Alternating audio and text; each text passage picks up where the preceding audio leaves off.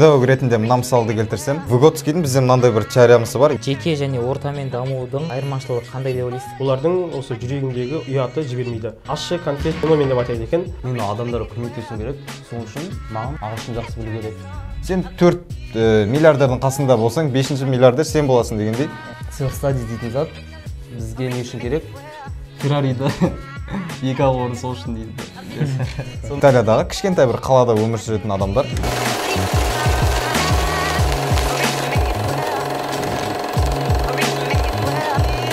Ассалаумағалейкум, құрметті көрермендер. Сіздерді кезекті МДС подкаст жобасына қош келдіңіздер. Осы МДС подкастын бастамас бұрын бірінші осы кезекті келіп жеткен мейрамдарымызбен бір құттықтап жіберсек. Ал Ереке. Ақ жауықтан олар, сіздерді мерекелеріңізбен құттықтаймыз. Ұл қыздарыңыздың бақытын көріп жүре беріңіздер, аман болыңыздар. Және де баршамыздың қазынамыз болған даналық ойдың дариясы, әжелер, асыл әжелер, сіздерді осы көктемнің алғашқы мерекесімен шын жүректен құттықтаймыз. Қадірменді құрметті ұстаздар, сіздерге мында бір алғыс айтқым келіп тұр. Білім беріп өсіргендеріңізге рахмет. Және барша нәзік жандыларды осы келіп жеткен 8 наурыз мерекесімен құттықтаймын. Сіздер тек қана 8 наурыз мерекесі ғана емес, барлық 365 күннің барлығында да құрметке лайықсыздар. Әрқашанда гүлдей құлпырып жүре беріңіздер. Ал енді сол осы 365 күннің бір күнде бір ерлерге бір вниманияға лайық шығар деп ойлаймын. Енді бір өзімізді бір осы подкастымызды бастап, яғни бір-бірімізді таныстырып жіберсек. Ал оң жақта қонағымыз біздің Маматали Еркебұлан, болашақ математика пәнінің мұғалімі, 2-ші курс оқиды МДС жобасында. Одан кейінгі Абдуллах бауырымыз біздің 1-ші курс студенті, ағылшын пәнінің мұғалімі, болашақ осы жылы МДС-ке түскен студентіміз. Және Бекзат Сейтеш бауырымыз 3-ші курс математика пәнінің мұғалімі. Және мен жүргізуші Чершікбаев Нұрдәулет, болашақ информатика пәнінің мұғалімі. Ал осы бүгінгі тақырып дамушы орта туралы. Яғни адамға ортаның ықпалы қандай. Негізі адамға әсер ететін бір 3 фактор бар дейді. Біріншісі ата-анасы, отбасы, яғни екіншісі ұстазы, үшіншісі қоғамы, яғни ортасындағы достар екен. Яғни бала осының, яғни үшеуінің қайсысын жақсы көрсе, яғни сол ортадан құндылықтар алады екен. Бірақ баланы білеміз ғой біз, көбінесе ол ата-анасымен аз уақыт болады, ата-анасының балаға уақыт аз болады. Сосын мектепке барады, мектепте де мұғаліммен дұрыс қарым-қатынаста болмайды. И негізгі уақыты көбінесе ортасымен болады екен. И ортасы қандай болса, баласы да сондай болады екен. Ал енді жалпы орта туралы не ойлайсыздар? Ойларыңызбен бөлісе кетсеңіздер. Жалпы орта деген нәрсені менің өзімнің көз қарасым бойынша мынандай анықтама берсек болатын сияқты. Орта белгілі бір миссияның айналасына шоғырланған құндылықтары ұқсас адамдар. Мысалы, әркімде әртүрлі бір мақсат болады, әркімнің өзінің ойында, яғни ішінде бір мотиві болады, белгілі бір нәрсеге жетуде. Яғни сонымен қоса ол адамдардың да ұқсастықтары бірдей болады. Байқасаңыздар, мысалы спортшылар, мысалы бокспен айналысатын адамдардың өздерінің бір ортасы бар, спорт қылсай. Яда керісінше бимен айналысатын адамдардың өздерінің бір ортасы бар. Алып қарайтын болсақ, олардың миссиясы бір, мақсаты бір, және де құндылықтары бірдей. Жалпы менің түсінігімдегі орта деген нәрсе осы бір нәрсемен сипатталады. Андай миссияда жиналғандарда орта ма? Мысалы, олардың миссиясы бір не болса, клубқа бару болса, жүру болса, ол да ортаға жатқызамыз да? Әлде ол басқаша атала ма? Ол да сол бір ортаға қатысы бар сияқты. Яғни оның да орталар бар да. Яғни ортаның түрі бар ғой, яғни жақсы орта бар, жаман орта бар деген сияқты ғой. Сіздің айтып отқан ойыңыз, яғни бір ой бар, яғни адамдардың белгілі бір ойы бар, яғни ортақ құндылықтары. И сол құндылықтарға негізделген адамдардың барлығы бірге тобырланып, яғни солар бір орта болады. Яғни дамушы орта болады. Сіздің ойыңызша, Ал Ерке, не ойлайсыз? Орта деген сол жаңағы Бекзат ағамыз айтып кеткендей, қандай да бір бойында құндылықтар бар адамдар жиналып өздерінің бір жолда жүретін болса, яғни олардың ойлары бір болса, мақсаттары бір болса, сол адамдар ортаны солай адамдардың топталуымен құралатын. Ол жақсы болуы мүмкін, немесе жаман жолда болуы мүмкін. Ең бастысы бұл жерде орта деген адамдардың топталып бір әрекет етуін айтады. Біздің түсінігімізде сондай. Өте түсінікті. Ал енді ортаның мағынасын түсінгенде болармыз. Ал енді ортаның адамға ықпалы и адамның ортаға ықпалы қандай деп ойлайсыздар? Жаңа сіз айтып кеткендей, үш фактордың үшіншісі, яғни адамға әсер ететін ең басты фактор ол орта деп. Орта адамды ең ұзақ уақыт өзінің бойында ұстайды. Сондықтан адам ортаның ішінде өте жақсы даму жолында жүруі мүмкін. Орта арқылы ол бір биік белестерге жетуі мүмкін. Не дегенмен адам жалғыз өзі жүре бергенде де былай қарап тұрады. Мысалы, ол іші пысады, не істерін білмейді. Адамдармен қарым-қатынас арқылы даму кез келген адам үшін оңай жол саналады. Ортаның маңызы туралы жалпы айта кететін болсақ, бүгінгі таңда адамның негізгі мынау ойлауы, мысалы жаратылысы қарайтын болсақ, қоғаммен тығыз байланысты. Яғни адам қоғамсыз өмір сүре алмайды деп ойлаймын бүгінгі таңда. Себебі мысалы педагог ретінде мына мысалды келтірсем, Выготскийдің бізде мынандай бір теоремасы бар. Егер жаңағыдай балаға кішкентай кезінен бастап оған бір орта жабдықтайтын болса, ол бала белгіленген уақыттан ертерек жүріп кетуге бейім болады. Яғни мысалы бір бөлмені арнайы дайындап, яғни ояққа оның ұстап тұруына көмектесетін нәрселер, еңбектеуіне бір көмектесетін нәрселер, сондай жүрген кезде мысалы екі жағынан ұстайтын дайын қобдиша деген секілді нәрселер, құралдарды қоятын болса, онда ол балада алға қарай дамуына әсер ететін факторлардың бірі болады, яғни тезірек дамиды. Дәл сол сияқты сондай бір балаға мүлдем көңіл бөлмесе, онда яғни ол бірінші мысалдағы бала қарағанда жайырақ дамиды деген Выготскийдің бір теоремасы бар. Менде дәл солай пікірім сол Выготскиймен келіседі. Яғни мысалы адам, жаңа айттық қой, ортамен тығыз байланысты деп. Осы жердегі маңызды нәрсе адам өзінің қандай ортамен араласып жүр, және де ол ортадан не алып жатыр. Соған көңіл бөлу керек, яғни қатты қарау керек осы нәрсеге да. Яғни не нәрсені алып жатыр өзіне, қандай ортамен араласып жүр, сол кезде бұл дамушы ортама, немесе жаңа басында айтып кеткенімізде артқа тартушы ортама. Себебі адамда осы күнге не өттік, бейсана деген нәрсе бар. Білесіздер, көбіне айтылатын мысал, сен 4 миллиардердің қасында болсаң, 5-ші миллиардер сен боласың дегендей, әрбір біздің жасап жатқан іс-әрекетіміз, біздің ортамыз, біз қанша жерден қаламасақ та біздің түп санамызға бейсаналы түрде әсер етеді. Бұл жерде айта кететін зат, ортаға дейінгі заттарға да адамға әсер етеді. Мысалы, мен универге бардым, и универдегі бір баланың қасында отыратын досымнан күніге бір істейтін заты, ол маған әсер етіп, кейін сол затты мен де істеуі мүмкін да. Және де оның эмоциясы маған өтуі мүмкін. Бір күндік эмоциясы мен екінші эмоцияны құртуы мүмкін да. Сөйтіп, әлем ортаға дейінгі әсерлерде адамға әсер етеді.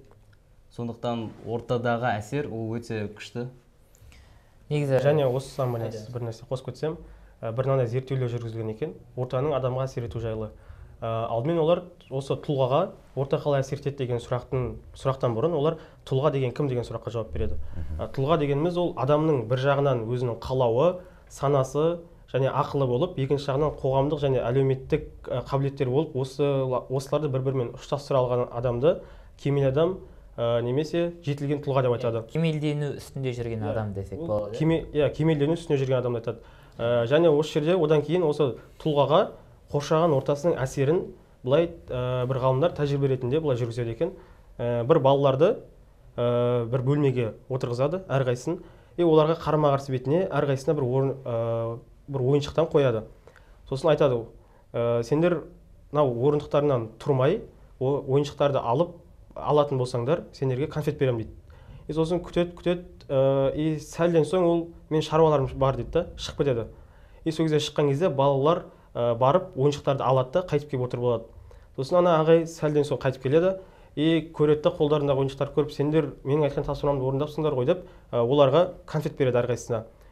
Сол кезде осы процесстің ең әсер ететін жері балалар конфетті жей алмайды. Олардың осы жүрегіндегі ұяты жібермейді. Неге? Өйткені олар ағайдың айтқан талабымен орындалған жоқ та. Бұны енді ғалымдар ащы конфет феномен деп атайды екен. Бұл жерде ең басты айтылатын нәрсе ол сол балалардың ішінде екі мотив күрескен дейді да. Оның біріншісі оның балалық функциясы, яғни ойыншық ойнау деген жүрегіндегі қалауы біріншісі. Ішкі қалауы. Иә, ішкі қалауы. Ал екіншісі ол ағайдың берген талап арқылы осы ойыншықты алу болды да. И осы жерде бас айтатын нәрсе осы ағайдың айтып жатқан нәрсесін біз қоғам деп аламыз да. Ол Сыртқа келетін, мысалы қоғам деген өз бір шеңберден шықпайтын бір орта болған соң, ол жерде жаңағыдай талаптар болады да. Жаңағы екі мотив күрескен кезде, ол ағай бөлмеден шығып кеткен кезде, оның өзінің жүрек қалауындағы ойыншықты алу деген қалауы, сол мотиві басымырақ болады да. И ағай қайтып келгеннен кейін, ол наоборот, оның ағайдың берген талап мотиві басымырақ болады да. И сол кезде олар уже конфетті өздеріне жеуге ұяттар жібермейді. Демек, бұл жер айтатын, адам кейде өзінің жүрек қалауымен кейбір нәрселердің дұрыс емес екеніне қарамай әрекет етіп қоюы мүмкін. Осы орта, осы жердегі екінші мотив, оның жүрегіндегі ішіндегі ойлардың осылай сүзгіден өткізіп, дұрыс шешім қабылдауына ең басты әсер ететін нәрсені осы ортаны айтады екен. Бұндай зерттеулер өте көп жүргізіледі негізі. Яғни баланы отырғызып қояды, мысалы екі баланы отырғызып қояды, и алдына маршмеллоу береді ғой, сөйтіп. Ана жемей тұр, и жесең, тоже кәмпит беремін дейді, сөйтіп шығып кетеді. Одан кейін біреу жеп бастайтын болса, екіншісі де уже соған әрекеттене бастайды да. И сөйтіп, яғни досы қандай болса, ол да соған қарай икемделе бастайды да. Ойыңызды солай түйінденді. Осылай болды. Түсінгеніміз бойынша. Негізі адамдар әрқашанда негізі коммуникацияның үстінде болады ғой. Яғни қарым-қатынаста болады. Адам бір ортаны іздеуі мүмкін, дамушы ортаны іздеуі мүмкін, бірақ әрбір адам мен аламын деп жүреді да негізі. Яғни ортаға тек қана аламын деп барады. Бұл туралы ойларыңыз қалай жалпы? Бұл жерде алатын адам бар, және де бере алатын адам бар ғой. Алатын адамдар в основном бере алатын адамдардың айналасына жиналады. Мысалы, мектептерде алайық, бәрі бір лидердің арасында жиналады ғой, айналымда. Лидер оларға бір нәрсе бере алады. Олар лидерден алады, сөйтіп өз өмірлерін қолданады. Олар ортаға не бере алады? Мүмкін өздерінің ең жақсы сыйлайтын заттарын ортаға салады, и ортаның мақсатында қолданылады да. Мысалға айтуға кетсек, мен жақсы сөйлей алсам, лидер мені нелерде қолдану мүмкін, осындай подкасттарда деген сияқты. Басқа біреу, мысалы айтса кетсек, кітапты жақсы оқу мүмкін, информация көп біледі. Ол тұрады, осындай отырыстарда көп зат айтады. Бәрі содан алады. И сөйтіп ақылын ала береді. Яғни ол адам белгілі бір ақпараттарды көп білуі мүмкін, және ода андай бір қабілет болуы мүмкін, басқаларға түсіндіре алу, сөйлей алу деген қабілеті болуы мүмкін. И ол адамдар ана ортаға барған кезде аламын деп емес, керінше беремін деп барады. Осы жерде пікір қоса кетейін, жаңа атап өткенде Абдулла бауырымыз. Мысалы, әр адам жаңа айтқандай белгілі бір ортаға енген кезде ең әуелі үйрену уақыты болады, үйренісу, адаптация уақыты болады. Одан кейін белгілі бір мерзімде сол ортадан алатын нәрсесін үйренеді, түгелдей меңгереді. Мысалы, біздер мектепке барамыз, білімімізді аламыз, университетте 4 жыл аламыз. Ол жақтан бүкіл білімді меңгердік, біліммен қоса қабілеттерімізді меңгердік, өзгелермен қарым-қатынас, уақытылы жүру деген сияқты. Және де осындай бір аталған уақыт өткеннен кейін ол адам жаңа өзінің бойына сіңірген құндылықтарын, қабілет қасиеттерін өзгелермен бөлісе алатындай деңгейге жеткенде, жаңа басында айтып кеткендей, кейбір артқа тартушы орталарға әсер етіп, сол орталарды өзгерте алатындай деңгейге жетеді. Яғни сондай деңгейге жеткен кезде адам өзгелердің жағдайын ойлап бастайды. Яғни осы жаман әдетін қойдырсам, яда бір пайдалы нәрсе үйретсем, осы нәрсені бөліссем дегендей, нәрселермен айналыса бастайды, осы нәрселер адамның ойына келеді сол кезде. Мысалы сіздің айтуыңыз бойынша адам бірінші айту үшін оған жету керек қой. Ал адам жету үшін біраз уақыт алып қойсашы, ол оған дейін қалай болады екен? Мысалы оның дамуы слишком көп уақыт алды да, и оның көмектесуі қиын болып кетуші. Сұрақ жақсы, мысалы қараңыз, егер ол адамның өзінің бойында қонбаған бір қабілет болса, ол нәрсені өзгелерге айту біріншіден ол адамның өзіне қиын болады, ал екіншіден керісінше жаңа айтқандай ол орта оны өзіне сіңдіріп алуы мүмкін, түсіндіре алдым ба? Яғни адам өзгелерге түсіндіремін деп жүрген кезде өзі құрдымға батып кетуі мүмкін, егер бойына жаңағы қажет болған қабілеттер отырмаған болса. Осы жерде қоса кетсем, негізі адамға әртүрлі қабілеттер беріледі ғой, и сол қабілетті қолдана алатын жерлер болады негізі. Мысалы, бізде қабілет бар деп ойлауымыз мүмкін, и сол қабілетті қолданамыз деп қиналып қаламыз да. Содан кейін бізде депрессия деген нәрселер басталады да. Сол үшін де адамға берілген қабілеттер бар, ол қабілеттерді қолданатын жерде қолдану керек та барынша. Мысалы, сөйлей алатын қабілеті бар деп айтайық, мысалы бір адамның, и ол сөйлейтін қабілетін, мысалы, бір қоғамдық бір шараларда белсенді болып жүріп бірдеңе түсіндірсін, болмаса мұғалім болып оқушыларға бір семинар сияқты кішігірім бірдеңе өткізсін да, сөйтіп өзінің қабілетін белгілі бір жерде қолдану арқылы өзінің қабілетін дамыта алады да. Осы жерде ең маңызды нәрсе, яғни Дінмұхаммед Қонаев атамыз айтады ғой, ол ең бірінші үйренуден жалықпау, үйретуден аянбау деген нәрсе бар. Өте күшті сөз. Яғни кішкентай кезімізде, яғни мектеп кезінде барлығында болады, бір сыныпта бір белсенді оқушы болады, не жарыс бар, не бір мәдени шара бар, не бір олимпиада бар, бүкілінде сол белсенді оқушы жүреді. Бүкілінде бір белсенді оқушы жүреді. Енді осыны бір одан кейін, осы үлкен өмірдегі орта деп алып қалайтын болсақ та, ондай өмірге өткеннен кейін адамдардың бүкіл жерде жалғыз өзі әрекет етіп жүру ол қиынға соғады. Сол себепті де жаңа айтып өткендей, ең әуелі өзіміз үйренгеннен кейін оны өзгелерге үйрете алу, өзгелермен пайдалы ақпарат ретінде бөлісу маңызды нәрсе болып табылады деп ойлаймын да.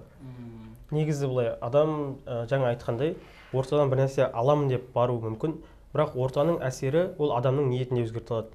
Ол адам, мысалы, мен осы бір нәрсе аламын, өзіме пайдалы нәрсе көрем деп ортаға кіргеннен кейін, ол сол пайдалы нәрселерді басқа адамдардан алып жатқанын сезеді да. И сол кезде уже оның да ішіндегі ойы мен неге алуым керек, осылар маған өз қабілеттерімен бөлісіп жатқан соң, мен де оларға бір басқа адамдарға пайдам тисін, көмегім тисін деп, ол сол ортаның ішіне кіргеннен кейін ол ниетін өзгертіп, осы жақсы жаққа қарай өзгерте алады. Яғни адамдарға ол да бір пайдам тисін деген сияқты ниетпен жақсы амалдар жасайды. Өте керемет. Енді түсінгенде шығар, енді адамның жеке дамуы бар, және ортамен дамуы бар да. Осы екі, яғни жеке және ортамен дамудың айырмашылығы қандай деп ойлайсыздар негізі? Жеке даму, ол жеке дамуда мақсат ортаға көмектесу болуы мүмкін ғой. Сен өзіңді дамытасың, сіз айтқандай, и барып ортаға саласың соны, что басқаларға көмектесу үшін. Альтруизм деген білесіздер ғой? Менің жеке санатын философиям десем де болады. Өйткені оның мағынасы адамның басқаларға көмектесем деп өмір сүруі, сондай мағынада. И маған басқаларға көмектесу үшін не істеу керек? Өзімді дамыту керек қой. Мен әлсіз болсам, мен мысалы екеуінаға көмектесе алмаймын деген сөз ғой. Сол себепті мен мақсатым, мен адамдарға көмектесуім керек. Сол үшін маған ағылшын жақсы білу керек. Немесе мен мықты болуым керек физически, сөйлей алуым керек. Тағы да сондай қасиеттер жинап адамдар көмектесе аламын да. Бұл жеке даму. Сөйтіп жеке дамығаннан кейін ортаға барып, ортамен даму ол кезде уже бір мақсат болу керек сияқты ортада. Ол кезде адам, менің ойымша, адам айттыңыз да сіз, өзінің қабілетін, яғни жан-жақты болады, өзінің қабілетін дамыта алады. И сол ортаға барып, өзінің қабілетін сол қолдана алуы мүмкін. Бағанада айттым ғой, яғни қабілетін қолданатын жерлері бар. Сол ортаға барып, өзінің қабілеттерін қолдану мүмкін да. Бұл да бір яғни несі ғой, адам жеке дамиды, сосын өзінің қабілеттерін ортада дамытады деген сияқты. Осы жеке дамуда ең маңызды рөл атқаратын нәрсе бұл айтады да. Сіз басында айтып өттіңіз ғой, 3 фактор. Ол кішкентай кезден ата-ананың берген тәрбиесі. Осы жерде ата-ана оны жақсы құндылықты, ата-ана балаға жақсы құндылықтарды игере алса, сол кезде бала өз жеке дамуына, оның қоғамды дамуына қарағанда жеке дамуы мықтырақ болуы мүмкін. Осы ол өзінің туылғаннан бастап, кішкентай кезінен бастап қандай құндылықтарды игерді, қандай ортада өсті, қандай отбасының ішінде өсті деген сияқты, соған байланысты адам өзінің жеке дамуын жақсарта алады екен да. Ал былай кішкентай кезінен ата-ананың көңілінен аулақ болып қалатын болса, ол болашақта оны бір орта өзгертпесе, ол өзімен даму қиын болады екен. Сіздің ойыңыз балаға кішкентай кезінде барынша әсер етуі, яғни сол кезде әсер еткен бала сол өсіп, сол құндылықтарды сіңдіретін болса, сол қабілеттерін болашақ өмірде үлкейген кезде қолданылады. Кейбір орталарда өзгертуіне оның бойында дарыны болуы мүмкін деген. Өте керемет. Бізде жеке дамуға қатысты self study деген сөз бар ғой. Self study мен оқыған мектепте өте қатты дамыған еді. Өйткені бізде олимпиадалар дамыды. Олимпиадада балалар отырып бір кітапты ашып қояды, и күн зақы олимпиада дайындалады. Оны біз self study дейтіміз. И сол арқылы балалар жестко оқиды, потом барады да бәрі бірге жиналып тағы да сабақ оқиды. И ол зат, self study дейтін зат бізге не үшін керек? Шыдамдылық арттыру үшін керек та. Түсіндіре алдым ба? Шыдамдылық арттыру арқылы біз өзіміздің білімге деген немізді арттырамыз. Құлшынысымызды. Енді білім деген көп қой. Оның бәріне жету үшін енді шыдамдылық керек қой әрине. Сөйтіп, бірақ кейбір моменттерде сен түсінбей қаласың. Кейбір енді мысалы бір теориялар түсінбей қалуы мүмкін. Соны жазып аласың да, барып мұғалімдермен талқылайсың. Өзің ортаңа барасың да. И вот ол кезде уже сенің нең дамиды. Soft skills бар ғой. Мыняқта сенің шыдамдылығың дамыса, мыняқта сенің коммуникацияң дамиды. И сөйтіп бөліп қойсаң болады да әр жерге. Сол бір қызық оқиға айтып берейін басымнан өткен. Сіздерде де болған шығар. Енді біз бір класста көп бала оқитынбыз да. И кейбір балалар енді 10-шы, 11-шы классқа қарай self study қатты кіріп кетті да, жеке дамуға. Андай болып кетті, даже ерте ұйықтап қалады, ерте тұрып алады бәрінен. Араласпайды. Араласпайды, қатты қызықпайды да бізге. Бір жағынан қарасам, ордыкіде дұрыс та, ол дамып жатыр, короче. Жестко дамып жатыр. Бірақ бір жағынан оның дамып жатқаны, оның ортадан біздің кругымыздан ара қатынасты бұзып жатыр да. Ол бізбен обедке баруды қойды бірге. Обедте де сабақ оқи беретін болды да. И осы мәселеде жеке даму адамға кері әсерін береді дегенге келісесіздер ме? Осыған байланысты андай қарым-қатынастың маңыздылығы жайлы былай айтылады да. Голманның сөзі бар. Эмоциональный интеллект ол қазіргі таңда IQ-дан да маңызды дейді. Неге? Өйткені адамдарда кез келген жерде мысалы көп жер айтылады, адам баю үшін сен қарым-қатынас қажет дейді. Сен қарым-қатынассыз өзің жүріп, ол дамуың өте қиын дейді. Сол үшін осы жерде Голман осы эмоциональный интеллектті адамдармен қарым-қатынас жақсарту арқылы жақсы жетістіктерге жете алуды айтады. Бірақ біздің андай бұрын мектебімізде андай ағай болды, математикадан беретін ағай. Ол біз ағайдан сұраймыз, ағай сіз футбол ойнайсыз ба деген сияқты. Жүрсеңізші футбол ойнайық деп. Ол кезде ағай айтады, жоқ мен ойнамаймын дейді. Сөйтіп, неге бұрын ойнаған жоқсыз ба деп сұраған кезімізде, ол мен кішкентай кезімде класстастарым бәрі өйстіп доп теуіп, ойнап жүрген кезінде мен сабақ оқыдым дейді. И енді неге деген сияқты сұраймыз ғой біз. Бірақ ол айтады, қазіргі таңда ол Қазақстандағы топ 10 математиктердің ішіне кіремін дейді. Бұл жерде уже жеке дамудың да бір шыңға жете алуын көрсетеді. Бірақ ең бастысы бұл жерде жаңа айтып өткендей, адамдардың қарым-қатынасы ешқашан үзбеуіміз керек. Бұл жақтан медальдің екі жағы бар деген сияқты ғой. Типа сен дамисың и бір жетістікке жетесің. Бірақ қарасаң, достарың артта алып кетті да. Олар өздерімен өздері жүр. Қарым-қатынасы бірақ күшті емес. Феррариді екі орын сол үшін дейді. Сондай ортат бар еді. Андай, мысалы, андай да орта болады ғой негізі. Мысалы, CSGO-ға шақыратын, болмаса білмеймін, футболға шақыратын. Бірақ сен мына шаруаларың бар да, дамитын, кітап оқитын, оқу керек негізі. Бірақ мына да шақырып жатады. Енді сол маньяк деген ұғым бар ша. Мен бір сөздігімде кейбір адамдар қолданады, адам шли кіріп кетеді да сабаққа, до того кіріп кетеді, что бәріне завидеть етіп кетеді. Осы жерде маньяк деген ұғым бар. Ол қандай ұғым? Ол адамның сабаққа шли кіріп кетуі да.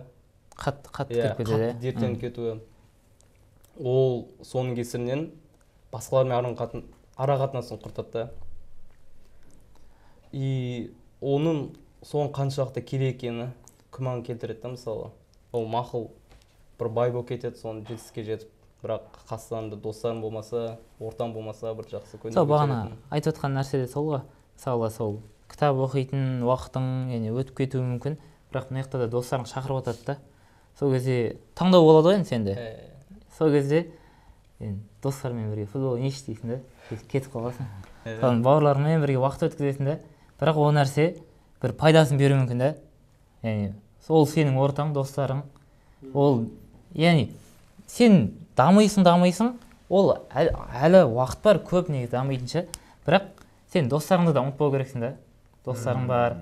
Сен дамайым деп әртүрлі бір жіптер сауып аласың да. Кітап оқимын, ютубтан бір курс оқимын деп көп курстарды оқып, әртүрлі жіптер сауып аласың да. Түбінде сол адам ешқандай жіпті ұстамаған болады да, сол күйі қалып қояды да. Сол үшін де біз өзіміздің достарымызға, қарым-қатынасымызға бір мән беріп қою керекпіз да. Себебі қарайсың, бағана айтып жатсыздар ғой, мысалы ағайым мысалы кезінде қазіргі топ 10-ға кірген, бірақ достарымен қатты қарым-қатынаста жоқ деп. Сол жағы қалып қояды да. Сен бір жағын алам деп жүресің, бірақ достарың қарым-қатынасы қалып қояды. Бірақ негізі бізде адам әрқашан коммуникацияның үстінде жүреді ғой. Сол үшін де адам өздерінің бұрынғы ортасын ұмытпау керек та. Осы жерде мен қоса кететін пікірім бар. Мысалы, ол мына нәрседен шығады да, негізінде приоритеттерді дұрыс қоя білу деген нәрсе бар. Яғни әрдайым және приоритетке жету жолы бар, приоритеттерді дұрыс қоя білу. Яғни мысалы футболмен айналысам деген адам үшін ол әрдайым футбол ойнау қалыпты нәрсе. Бірақ та мысалы мұғалім яда жаңағыдай жазушы болам деген кісі әрдайым футболмен ойнап жүрсе, онда оның арманы мен жасап жатқан іс-әрекеті бір-біріне тоғыспайды. Керісінше екеуі екі бағытта кетіп отыр. Дәл сол сияқты осы жерде адам ең бірінші өзіндегі жаңағыдай мақсаттарына, өмірлік миссиясына, мұғалім болдық па жаңағыдай үйрену және де үйретуден аянбау. Осындай бір миссияның айналасын шоғырландыра білу маңызды. Мысалы неше түрлі қазір орталар бар, бәрімізге белгілі кітап ал. Кітап оқушылардың ортасы бар, олар өзіндеріне белгілі бір уақытта жиналады, кітап оқиды, кітабын талқылайды. Яда мысалы біздің МДС ортамыз бар, жаңағыдай түрлі шаралар болады, семинарлар. Мұғалімдікке, ұстаздыққа байланысты осы жақтан керекті білімімізді аламыз. Осындай бір мәселелерде біздің алдымызда, біз мұғалімбіз. Мына жақта МДСіміздің семинары, мына жақта футбол тұратын болса, онда әрине біз приоритетімізге байланысты не кетеміз. Жаңа сіздің айтқыңыз келген ойда сол деп ойлаймын, әрдайым миссиямызға байланысты, алға қойған мақсатымызға байланысты приоритеттерді дұрыс қоя білу және соған сай орта таңдауда маңызды. Жаңа Нұрдәулет аға айтып өткендей, бауырлармен өткізген уақыт ол өзіңнің естелігіне қалады да. Осыған байланысты жаңағы бірақ жеке өзі дамимын деген адамдарға да оларға сол ойға түрткі болған бір нәрсе бар да. Мысал айта кететін болсақ, сенің ортаңда өзіңнің мысалы сыныбыңдағы мысалы екі бала уже ұйықтап жататын болса, сен ол жерде сенің оқуың қиын болады. Өйткені олардың да бір аурасы сені тартып тұрады да. Сондай бір себептерге байланысты адамдар жеке дамып кетуі мүмкін.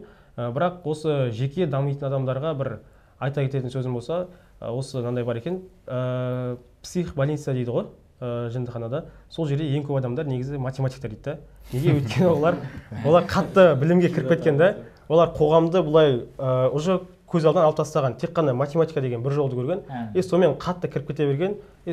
Ол білімді бір қорытып отпасаң, тек қана оны ала беретін болсаң да, ол қоғаммен бөлісе алмайтын болсаң, уже өзіңе кері әсерін тигізеді деген сияқты ғой негізі. Математикадан байқап жүру керек дейді. Не бар ғой? Мынандай бір ой келмей ма сіздерге? Мысалы бізде мынандай Американың западтың кітаптары или ғылымдарын үйретеді, типа жетістікке жету жолы, ол жалғыздықтың жолы деп үйретеді да. Айтады да, сондай миға қият. И ол зат маған былай көрінеді, адамдардың ара қатынасын бұзатын бір құрал сияқты. Білмеймін, сондай ой келіп тұр енді. мынау бізде осы МДС жолымызда кітап оқу бөлімі бар. Осы айдың кітабы бізде гений и аутсайдер кітабы болған болатын. Сол кітапты мысалы бастап оқыдық. Маған ең басындағы оқиға өте қатты әсер еткен болатын. Яғни мысалы Италиядағы кішкентай бір қалада өмір сүретін адамдар бір-бірлеп Америкаға көшіп барады. Және де сол жақта Италияның кішкентай бір несін құрайды да, көшірмесін құрайды, өздерінің тұрып жатқан қаласын. Сол жақты дәрігерлер зерттесе, жаңағыдай 65 жастан төмен, жасы 65 жастан төмен болған адамдардың арасында ешқандай бір жүрек ауруымен ешкім шағым айтып келмеген. Соны зерттейді дәрігерлер. Бәлкім өздерінің бойында бір генында сондай нәрсе бар шығар деп. Бірақ Италиядағы адамдардың ішінде жаңағыдай ондай нәрсемен ауыратындары бар екен. Бәлкім олардың ұстайтын бір ерекше диетасы бар екен деп. Онда қарасақ, кәдімгі майға қуырылған тамақтар жейді. Ондай бір аса айтатындай диетасы да жоқ дейді. Сөйтіп оны зерттеп келген кезде ең соңында дәрігерлердің мына нәрсе қатты қызықтырған екен. Дәрігерлер олардың ішкі өміріне, қоғамдық өміріне араласқан кезде олардың өмір сүру салты басқаша екен. Яғни бір үйде мысалы 3 ұрпақ тұрады. Біздің өзіміз сияқты қазақтардың ата әжесі, яғни әке анасы, одан кейін баласы бір дастарханның басында тамақтанады. Немерелері де болады ғой. Немерелер, ары қарай кете береді. Одан кейін мысалы көшеде бір-бірін көріп қалса, емін-еркін, ашық-жарқын бір-бірімен жаңағыдай сәлем беріп, кішкентай қала болғаннан кейін барлығы бір-бірін таниды, сәлем сауқат сұрасады, қал жағдай. Сондай бір нәрселермен, яғни отырып, асықпай емін-еркін әңгімелерін айта алады, яда барлығы бірге жиналып матч көре алады. Зерттеп келгенде адамның осындай бір қоғаммен араласуы, ортасы адамның денсаулығына тікелей әсер еткен екен да. Адамдар жаңағыдай дәрігерлер осы нәрседен ғылыми зерттеу жасаған. Осы нәрсе мені қатты таңғалдырды осы кітапты оқыған кезде. Әлемде ондай оқиғалар көп. Негізі былай қарап тұратын болсақ, кез келген адамның ойын дәлелдейтін мысалы айтсақ. Енді мынау ортаға не ғой? Ортаны айттыңыз. Негізі ортаның жақсы жағын көп айттық. Енді кейбір орталар бар ғой енді. Артқа тартушы орта, құртатын орталар.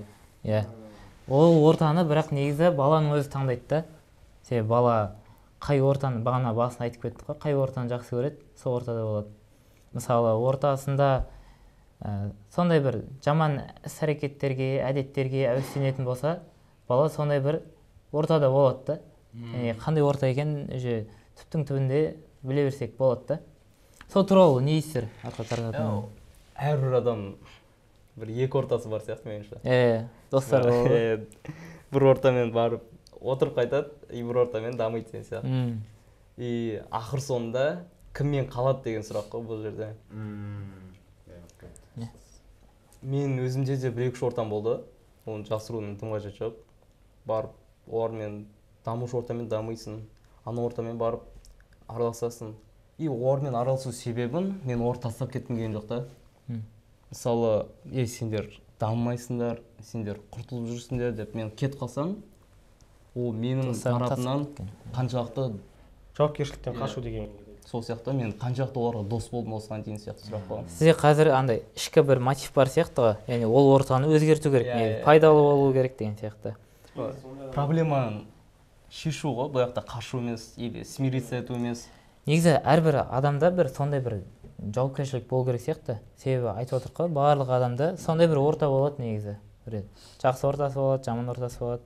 Сондай бір жаман ортасын, енді жаман дегенде, жаман демей қойық, артқа тартушы деп айтайық. Дамымайтын. Сен дамымасың, уже құртыласың деген сөз ғой. Сол ортаны бір жақсы бір іс-әрекеттерге баулу, сондай бір әрекеттерге, яғни сондай бір адамдарға бір пайдалы бола білу керек деп ойлаймын. Әрбір адам негізі. Көп негізі менде мысалы арамызда ауылдан келген адамдар көп, және ауылда енді кейде сабақ жағы нашар болып жатады. Ол жердегі ортада мен байқағаным, осы ортада жүрдім мен, барынша дамуға тырыстық, барлығымыз бірге әрекет еттік. Одан кейін уже демалыс дейді. Демалыста біз үйге қайтамыз да, ата-анамызды, отбасымызды көруге барамыз. И сол кезде ауылдағы енді класстастармен сөйлесесің ғой енді, қанша уақыт бірге оқыған болған соң, олармен араласуға барғаннан кейін уже олардың қандай жағдайда екенін түсінеміз да біз, өйткені біз мына жақтан дамып жатырық. Және мен де өзімде мынандай болады, өзім мысалы бір жақсы дамып баратсам, өзімнің бұдан да мен танитын бауырларым бар, бұл сияқты дамып жатқан жоқ деген сияқты. Сонда олардың артта қалып жатқандары уже біздің де оларға менің жаным ашиды деген сияқты ғой. Олармен енді біз жаңа Абдуллах айтып кеткендей, біз оларды былай тастап кете алмаймыз. Олардың да дамуы біздің де қалауымызда болу керек та. Мен сол кезде енді араласам енді әлі күнге дейін. Бірақ барған кезде уже байқайсың да олардың даму ортасында емес екенін. Енді олар арасында әңгімеде былай айтты енді.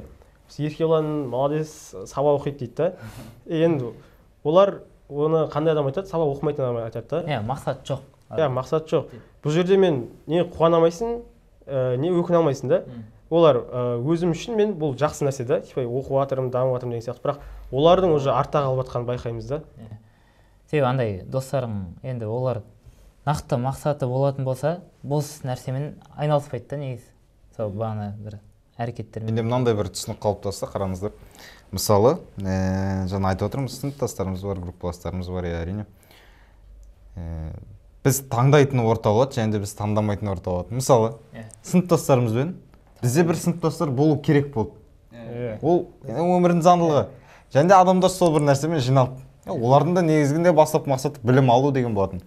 Группаластарымыз да дәл солай. Демек, бұл жерде қарайтын болсақ, жаңағыдай біздің қалауымызсыз, яғни ешқандай біздің қатысымыз жоқ, тек біз таңдадық. Дәл осы жерде мына нәрсені ескергенде жөн деп ойлаймын. Мысалы, ортаның екі түрі бар. Ең біріншісі ол жаңадан құрылған орта. Мысалы, біздің сыныптастарымызбен барлығымыз жаңадан келдік, бір-бірімізге енді таныстық, бір-бірімізге осындай бір білім алсақ деген, яда группаластарымызбен де сондай бір мақсатта құрылған орта бар. Ол ең бірінші орта. Жаңадан құрылған орта. Екіншісі ол сен келгенге дейін болған бір орта. Яғни сен өз құндылығыңа, өз қалауыңа байланысты іздеп тапқан ортаң. Түсіндіре алдым ғой? Екі түрлі орта бар. Және де осы сен іздеген топтың ортаның өзі екіге бөлінеді. Ол дамушы орта. Яғни сен кітап оқығың келді ме? Онда сен кітап құмар адамдар іздегенсің. Яғни керісінше дәл солай артқа тартушы орта. Сенде бір бойыңда жаман қасиет болды ма? Сен соған байланысты іздеген адамдар болуы мүмкін. Яғни жаңадан, жаңа айттық қой, екі түрлі топ бар деп. Жаңадан құралған адамдар мен сен бір топқа түскен болсаң, олармен белгілі бір ортаң болса, демек бұл табиғат заңдылығы, демек бұл жерде сен ол адамдардан үйрене алатын бір олардың бойында қабілет бар деп түсінемін да мен өзім. Себебі әрбір адамның бір айтады ғой, әрбір жаман бір адамның бәрібір де бір жақсы қасиеті бар дейді. Сол қасиеттер бізге керек болып қалуы мүмкін да. Адам жаман емес, тек бойына жаман қабілет. Адамды жек көрмеу. Қашқан дұрыс па? Оқтан, мысалы, дамымайтын ортада жүргенді түсінсен, оқтан шығып кеткен дұрыс па? Әлде жоқ, бағана айттық қой, адам осы өмірге келгенде адамдармен әрқашанда коммуникациясында жүреді да. Егер сенің жаның ашима, сен по-любому досыңа көмектесесің ғой. Мысалы, айтайық та, сенің бір досың бар, ол мысалы дноға кетіп жатыр, төменге кетіп баратыр. И бір туысқаның бар, тура сол сияқты төменге түсіп баратыр. И сен туысқаныңды құтқарасың ғой.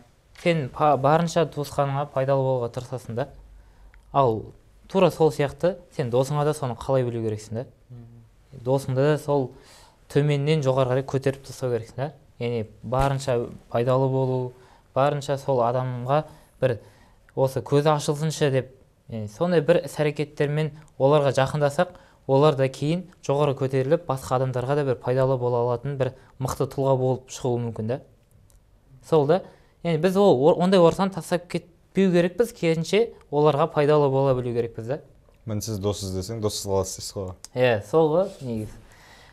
Енді түсінікті ғой, артқа тартушы орта. Енді мықты орта тең сапалы уақыт. Мысалы, біз мықты ортамен бірге дамимыз, сапалы уақытты үнемдейміз да. Себебі ояқта барлығы ортада дамиды, адамдар дамиды. Сен де анаяқта тұрып алып, басқа нәрсемен айналыса Сен де аналардың алдында дамығандай боласың да. И даму үшін іс-әрекетіңді бастайсың да. О, не істер? Ортада жүріп жасаған әрбір іс-әрекеттердің дамып атқан сияқты болады да, мысалы. Барып бірге тамақ ішесіңдер ғой, дамушы ортамен. И тамақ ішіп отырсыңдар, біреу бір нәрсе бастайды әңгіме, и қысып кетеді. Хотя тамақ жеп отырсыңдар, әңгіме жүріп жатыр. Уже бір нәрсе алып отырсыңдар ойында. И тура сөйтіп барып футбол ойнайсыңдар. Заменада отырсыңдар, бір нәрсе айтып отырсыңдар. Просто адамдар біледі да. Адамдарда айтатын зат бар, и бөліседі. ол ортада кезде адам уже ол адамдардың ортасында, демек олар әрқайсысы даму үстінде болған соң олардың арасында бәсекелестік деген нәрсе болады да. И адам ол кезде уже сезеді да, жанындағы адамдар мысалы бір жақсы жаққа қарай дамып, құндылықтарды бойына игеріп бара жатқан кезде өзін артта қалып жатқан сияқты сезінеді да. И сол адамдардан артында қалмау үшін олар солармен бірге барады да. Бұл жерде мотивация мен дисциплина деген қарауса болады да. Дисциплина дегеніміз ол аз-аздан бірақ әрдайым кете беретін бір процесс та. И сол сияқты сол орта бір жаққа қарай дамып келе жатса, сен сол ортаның ішінде болсаң, сен де олардан қалмай барынша тырысасың. Сол үшін бұл жерде уже дұрыс ортаны сапалы уақыт деп алсақ болады. Сіздің айтпағыңыз, яғни ортаның принципі және құндылығы бар өзінің. Яғни сол бағанада айтты ғой, кітап оқитын бір орта болуы мүмкін. Яғни олардың құндылықтары кітап оқу, даму деген сияқты. Ал мысалы кейбір ортада болады, мысалы футбол ойнайтын, одан кейін тағы даму үстінде жүрген, әртүрлі бір ортадан, яғни әртүрлі іс-әрекеттер істейтін, әртүрлі активитиларды істейтін бір орта болуы мүмкін. Яғни бірақ олар да дамып жатыр да. Яғни олардың өздерінің бір жеке құндылықтары бар да. Яғни олар бірде даму керек, бірде демалу керек деген сияқты. Сондай да бар. Әр жақты істейді дейсіз ғой. Иә. Жалғыз да жұмыс істемейді адам, мысалы футболды айтатын болсақ, ол жерде мысалы бір команда 11 адам болады да. Олар уже 11-і бірге кетіп бара жатыр. Мысалы мектепке келетін болсақ, мектепте мұғалімдер, директор, орынбасарлар болады да. Олардың барлығы бірге кетіп бара жатқан соң, адам жеке өзі дамығанмен оның жеке өзі ертең болашақта жасайтын жұмысы жоқ деген сияқты. Кез келген адаммен қарым-қатынаста бола білудің маңызы. Бос уақыт жоқ, босқа кеткен уақыт бар дейді Абай Құнанбайұлы. Адам негізінде бүйтіп қарайтын болсақ, уақыттарымызды дұрыстап реттейтін болсақ, адам өмірінде бос уақыттар қалады.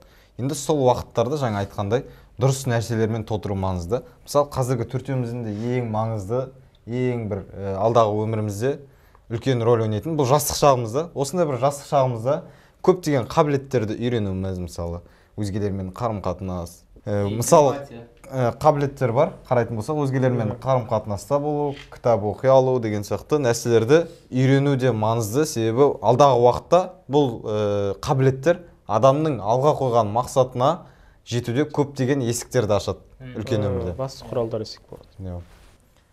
Сол негізі ортадағы құндылықтардың бір болатын болса, даму жеңілдей түседі ғой. Яғни қазіргі таңда біз маңыз беретін нәрсе уақытымыз, өміріміз босқа кетіп жатқан жоқ па? Сол нәрседе біз ойлана білу керекпіз да.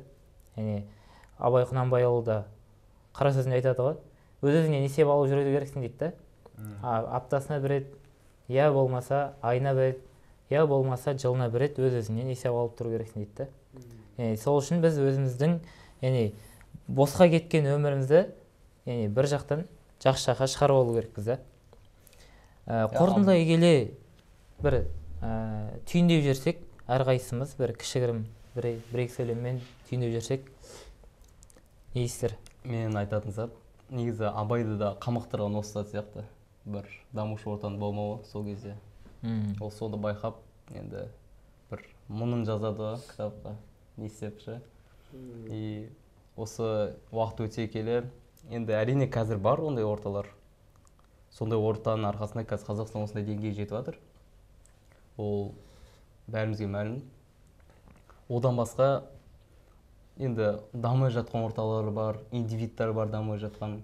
И соларға көмектесетін ол бізді, өзімізді, өздерін дамушы ортада деп санап жүрген адамдар. Егер біз шынымен сондай болсақ, біздің жұмысымыз аналарға көмектесу. Осы дамушы ортада екенімізді дәлелдеуіміз үшін біз басқаларға көмектесу арқылы өзімізді ақтап аламыз да. Енді қарым-қатынастың бұл жерде ең маңызды нәрсе айтылып жатқан сол қарым-қатынас адамдармен. Адамдармен жақсы қарым-қатынас тіл табыса алған адамдар оларға бір пайдасын көп тигізеді.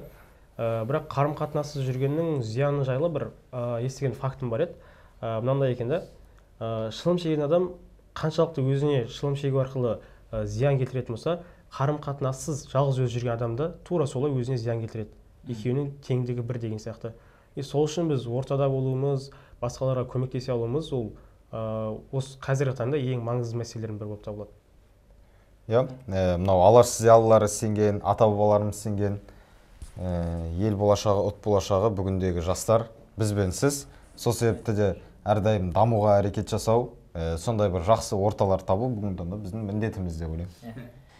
Осы подкастты мынандай бір мысалмен түйіндеп жүрсем, мысалы бір шоқпен айналысатын бір шебер болады и хош иіспен айналысатын бір шебер болады да.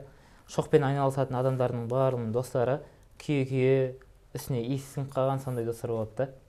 Ал хош иіспен айналысатын достарын қарайтын болсаң, оның үстіне хош иіс сіңіп қалған сондай адамдар болады да, достар болады. И мына қазіргі таңда артқа тартушы орта мен дамитын ортаны да осы бір мысалмен сәйкестендірсек болады да. Осымен біздің подкастымыз тәмам. Сіздерге көп рахмет келгендеріңізге. Келесі подкастта жолыққанша қоштаспаймыз. Ал сіздердің орталарыңыз қандай, осындай бір орта туралы ойларыңыз болатын болса, комментарийде бөлісіп кетсеңіздер. Қоштаспаймыз, келесі кездескенше сау сәлеметте болайық. Жақсы.